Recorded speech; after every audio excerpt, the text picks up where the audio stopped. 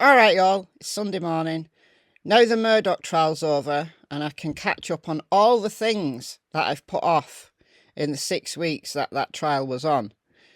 I'm catching up on a lot of the cases that I've been following. So in this video, we're going to talk about Nicola Bulley, but I particularly want to focus on the search for Peter Baglin because Greater Manchester Police, the force that's responsible for investigating that case, have made a new statement. It's not brand new, it's a couple of days old, but, you know, Murdoch, yeah, aren't I glad that that trial's over? I was addicted to that trial. But I know my Alec Murdoch videos don't do very well. I don't know why. I don't know why. But I just don't think they make it into the algorithm for whatever reason. But it seems like anything with Alec Murdoch's face on the thumbnail doesn't even get a view. Yesterday I did a Psychology of Familicide video. And it wasn't just about Alec Murdoch. Alec Murdoch was one of my examples, but I had Chris Watts, Anthony Tote and John List there as my examples. But it was a psychology video. So if you're interested in the psychology of crime, particularly the psychology of family murder, then go and check that out. Put a lot of work into that one.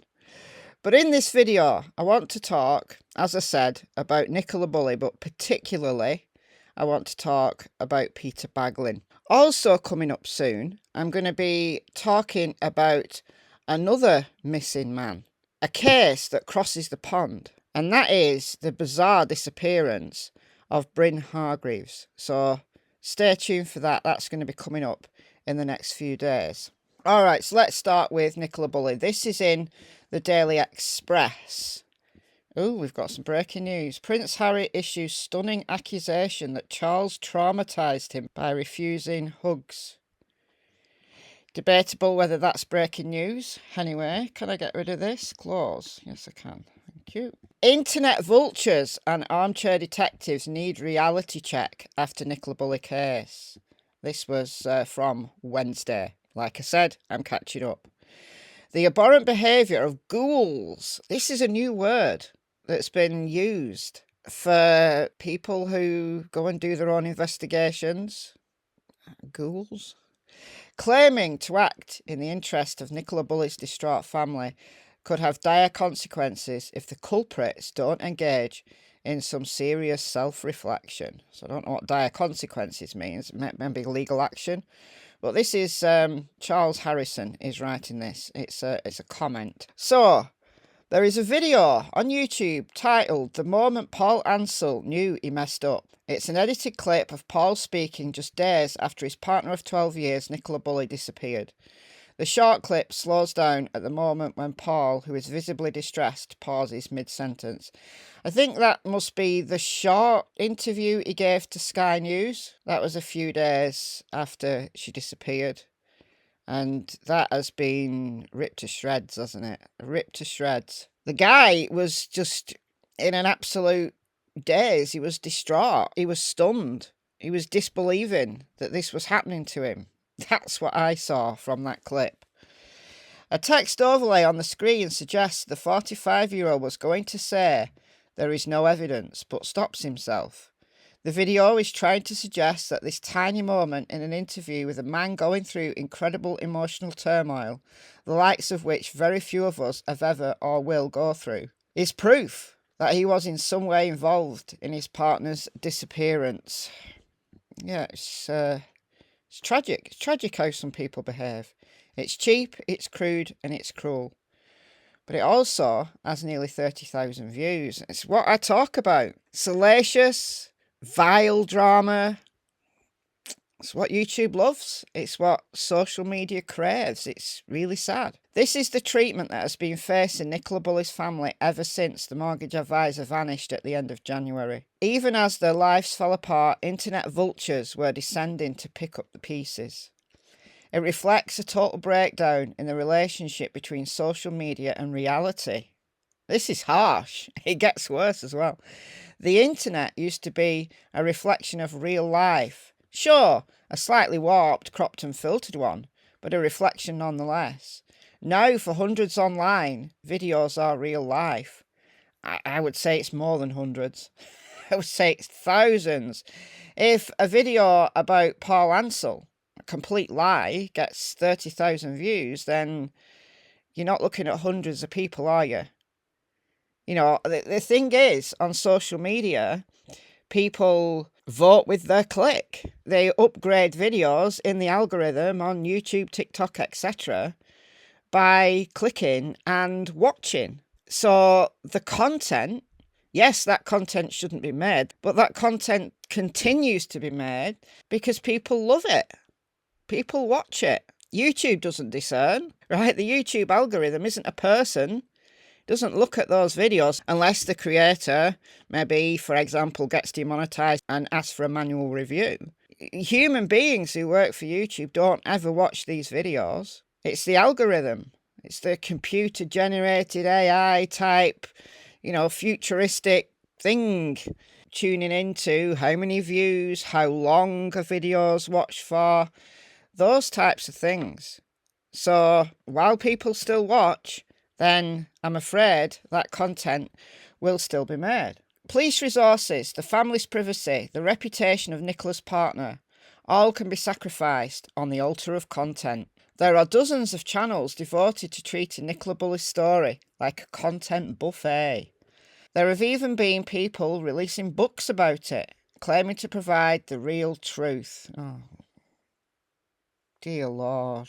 I knew there was a couple of books, actually, on Amazon, but oh dear, I'm not even going to look. Something that really stood out was a recent apology from Curtis Arnold of Curtis Media, the channel that posted the outstandingly tasteless video of Mr. Ansell I mentioned above. Oh, okay. Faced with a backlash for posting a TikTok of Nicola's body being removed from the River Wyre, Mr. Arnold deleted the video from the site and admitted, "Perhaps I didn't take into account the family at that time." Yeah, that was bad, that. I think, was it streaming live? I'm not sure. But yeah, that was bad. It's debatable. It's a fine line. It's a really fine line. A content creator who believes what they're saying and is, in their view, providing evidence for what they're saying. Everyone's entitled to an opinion, aren't they? But at the same time, those opinions have consequences. And if they don't have consequences for the creator, they certainly have for the family or whoever it is that's the target of that video, if it's blatantly untrue. It's a fine line, though, it really is. This is where the entire facade of these channels totally collapses. Mr. Arnold's TikTok proudly boasts that it's getting justice for those who can't. His YouTube channel proclaims itself to be media done differently. That's one way of putting it.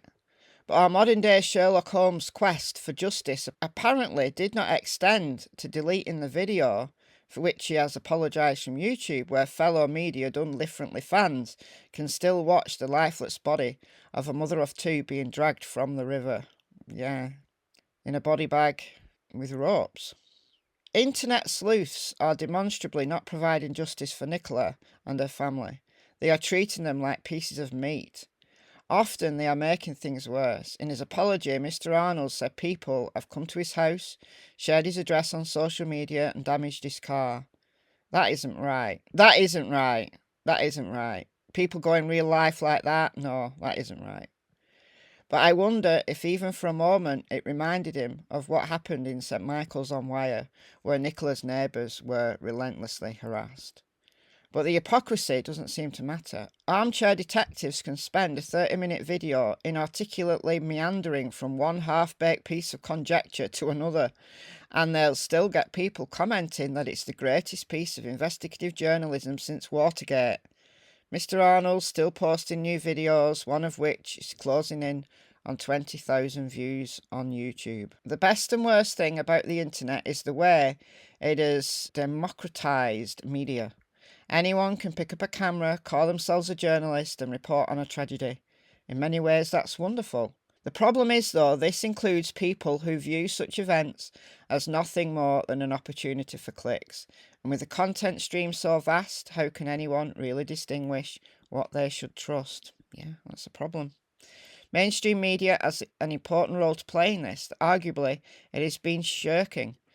The harrowing final statement from Nicola's family made that clear, particularly with its heart-wrenching allegations that ITV and Sky News continued to contact the family after they asked for privacy. ITV has expressed their sincere condolences and said they will cooperate fully with an Ofcom request for information, while Sky is understood to be working closely with the watchdog.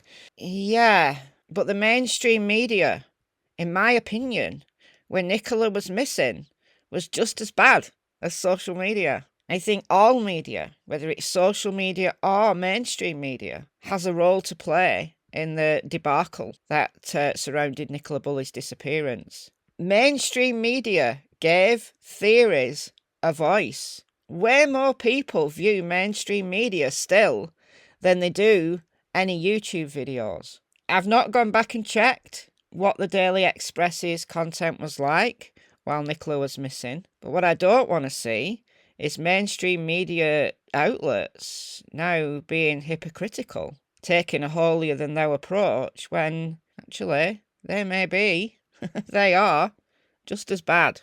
Anyway, that's all I've got to say on that matter. But let's now turn to the search for Peter Baglin. So Peter Baglin is the 55-year-old gentleman who disappeared, this is bizarre, disappeared on the evening of the 28th of December. This is in Boothstown, which is near Worsley in Greater Manchester. And the police force responsible for the search for Peter is Greater Manchester Police. Peter disappeared over the border. So it's not Lancashire Police, it's a different constabulary.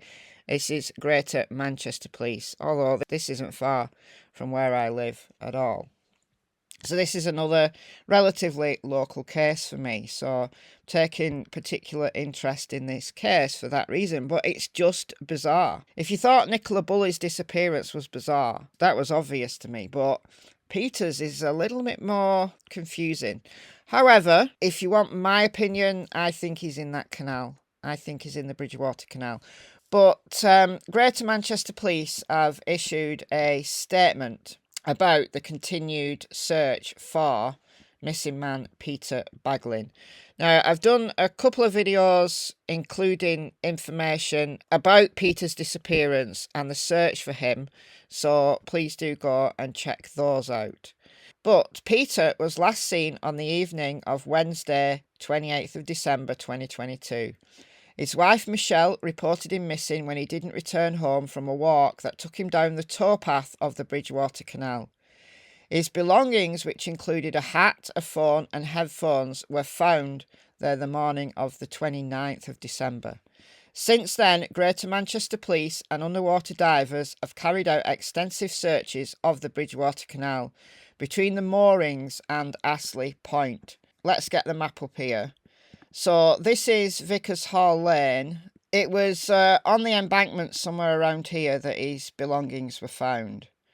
So, you know, the first conclusion you can draw is he either jumped off the bridge or he fell in the canal at some point, you know, along this towpath. But why did he leave his belongings there? That's very, very concerning. So the moorings is up here. So this is the moorings. So the police are searching from the moorings all the way down to Astley Point, which I'm assuming is in the village of Astley. That's Astley, right there. So there, maybe. So it's a fair stretch of water. It's a fair stretch of water. Could be even further down here. So, fair stretch of water. So that's where they're searching. Okay. Mountain rescue combed the adjoining fields and woodland areas. They also deployed a drone which is fitted with infrared and is able to access places that people can't. There was a CCTV and doorbell footage trawl carried out, and officers continue to investigate every potential sighting. Today, Thursday, 2nd of March, has seen Pulsar, police search advisors, return to the canal to carry out a further search, together with Mountain Rescue, who are searching the surrounding area, and the underwater dive team. The drone has also been redeployed. These searches will continue over the next couple of days.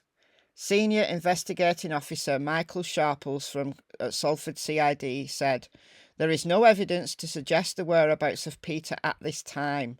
So this search is just one line of inquiry that we are following." There's nothing. They just don't know. Today we are carrying out another search of the canal where we believe Peter was last seen, as well as the surrounding fields and wooded areas.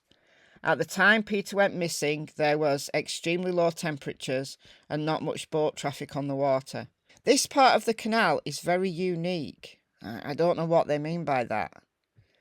Be interesting, does anybody watching this video know the Bridgewater Canal? Do you know that area through Boothstown between Astley Point and the moorings? What's unique about that particular stretch of canal? Because that could be the answer as to why Peter hasn't been found. Changes in temperature and the fact that season is changing can impact on how the water behaves. That's very true. Due to this, we have decided to carry out the search again. We will also have the drone back in the air, which is used to access areas that are harder to reach on foot. We and specialist officers from GMP continue to work closely with Peter's wife Michelle and the family, and we are grateful to the multi-agency response that we have received over the last few weeks. Not only will we be carrying out these searches, but we will be looking for even more CCTV and Ring doorbell footage. We will continue to follow up on every lead given to us. Even if you think you can't help, we urge you to take another look at your footage just to be sure. If you've got any information, you can call 101 or use the live chat function on our website www.gmp.police.uk. You can also provide information anonymously via the independent charity Crime Stoppers, and you can call them on 0800 555 111. So Peter is 5'10". He's got grey hair. He was wearing navy joggers and a top with a red zip and a white lining. He has a tattoo of the word Michelle on his neck, and he was wearing his wedding ring. Again, it's the belongings left on the embankment that do it for me, that somehow he's in that canal. But the independent dive team from CHORLEY in Lancashire, called Beneath the Surface, did a 3-mile stretch of canal with Vickers Hall Lane kind of that midpoint, but they did 3 miles and they didn't find anything either. They found a fence panel and some debris, but no bodies. So if Peter's in that canal, he's very well hidden. Or is there another explanation? Is he somewhere else? This one is flummoxing me. Everything tells me he's in that canal. However, I'm really not sure. With Nicola, I was sure she was in that river. In this case, I don't know, you know. Anyway, let me know your thoughts below. I'm going to continue to follow Peter's case very closely. And look out for the new case that I'm going to be covering on this channel, that of Bryn Hargreaves. All right, guys, it's goodbye from Miss Tillington and Miss Cassie Springer. Bye, guys. Good girl.